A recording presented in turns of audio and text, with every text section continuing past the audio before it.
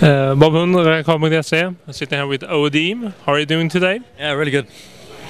We're here at IPL 4 in Las Vegas. What do you think of Las Vegas so far and the IPL venue? Las Vegas is crazy, that's for sure. The venue is fantastic. This hotel is amazing.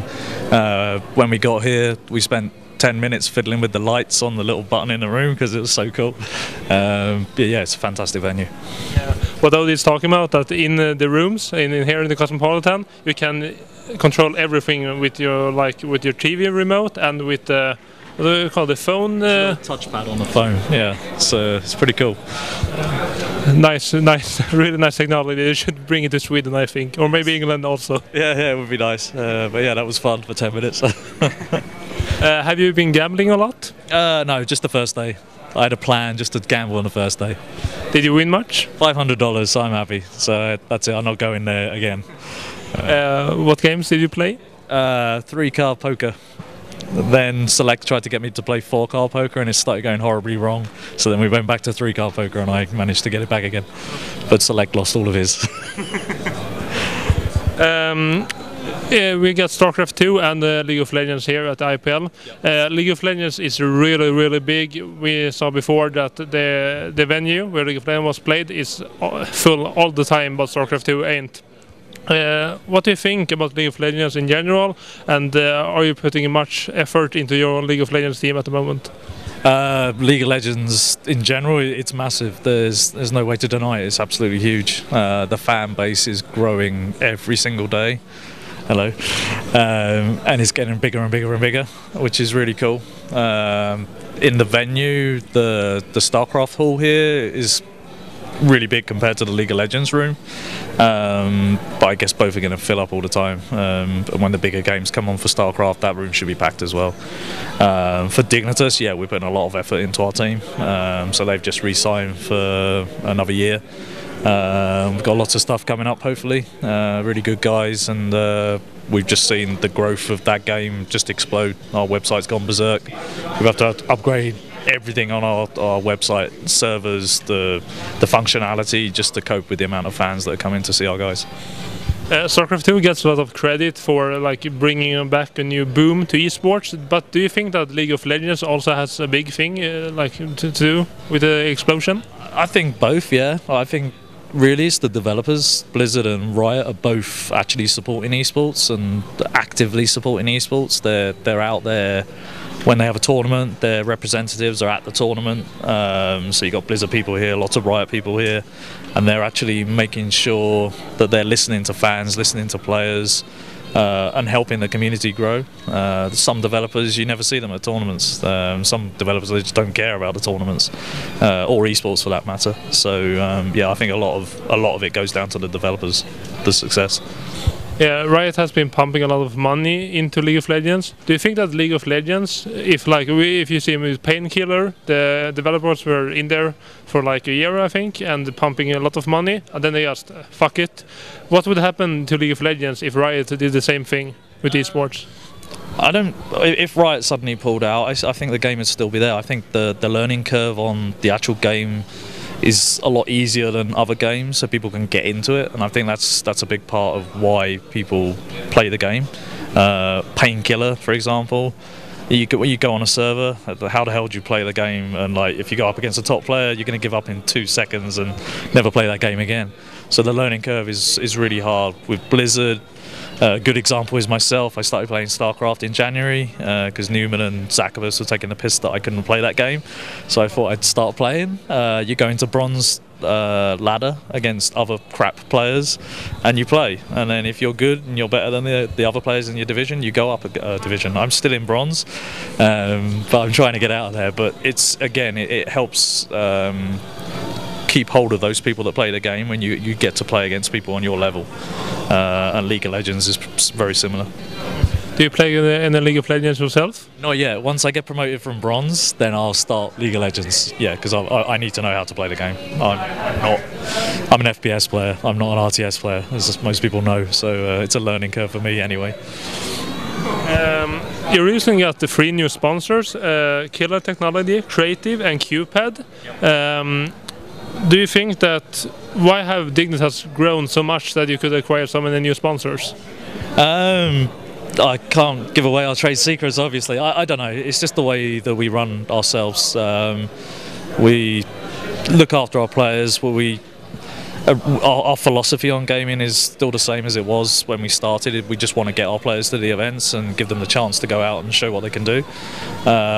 Sponsor-wise, obviously we know how to deal with business people. We know what they want, and we've been doing this a long time now. So companies come to us because they know they can trust what we do. The 3 sponsors we've just announced, they're not new sponsors to us. So Creative's sponsored us since pretty much the beginning, 7 years, but they've stepped up what they're doing this time. QPad are old friends, so we've been working with them since 2005. Had a little bit of a break with Razer, but now we're back with QPad, and obviously we're quite heavily based in Sweden as well, so that helps us there. And Killer, they were Bigfoot Networks, and they got bought by Calcom. And now they've just started pushing out into esports again, so it's good to get them back.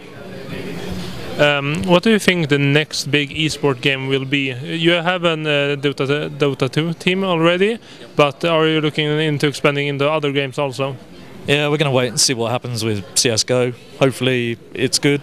I really hope that the scene doesn't look at it like it's the new 1.6 or the new CS source. It's not, it's a new game, and people have got to look at it like that, because CS 1.6 is 10 years old. If you go up to a CS source player and say, is this game good, or if you go to 1.6 player, is this game good, they're going to complain because it's not the games they're used to. So they've got to try and embrace the new game, I hope, and I think Valve are actually trying to get it good for both good for both scenes, but I hope it actually picks up, because we need another FPS. I hear there are a couple of FPS games coming from some other developers as well, so hopefully it picks up. Yeah, plus Dota 2 of course, if they ever release it properly.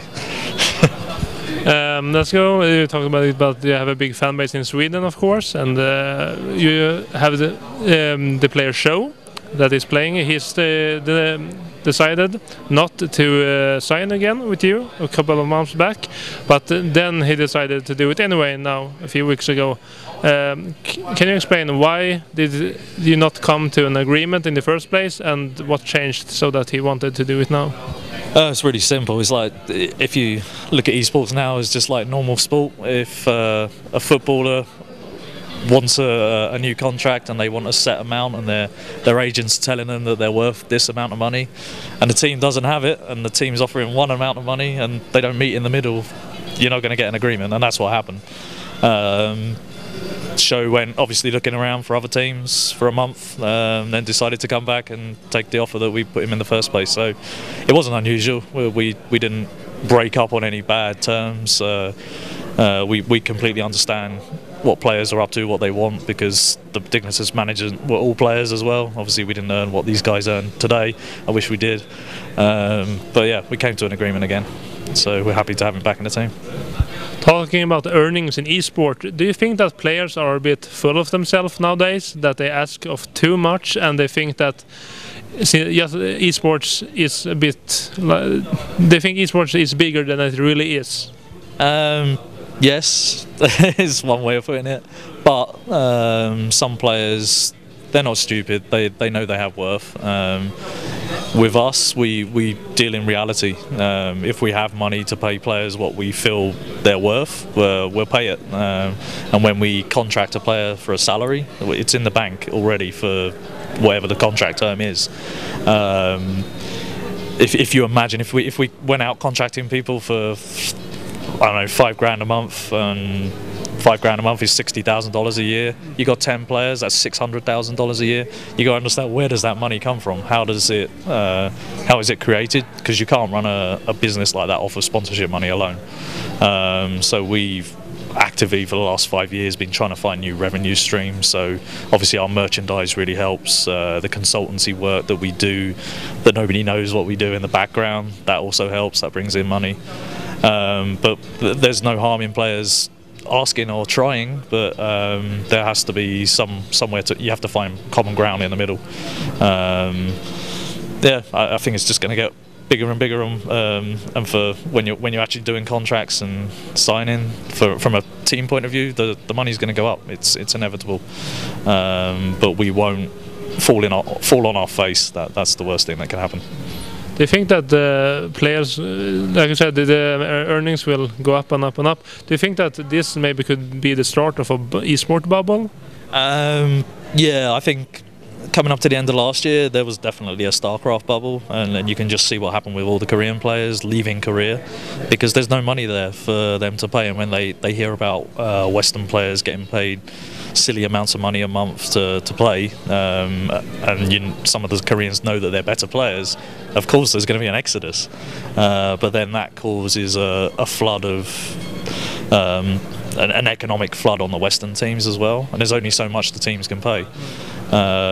So yeah, I think the bubble's always going to be there, but things like IPL kind of dampen it down, I feel, because IPL, when players qualify for the event, they pay for the flights, pay for the hotels, players are guaranteed prize money.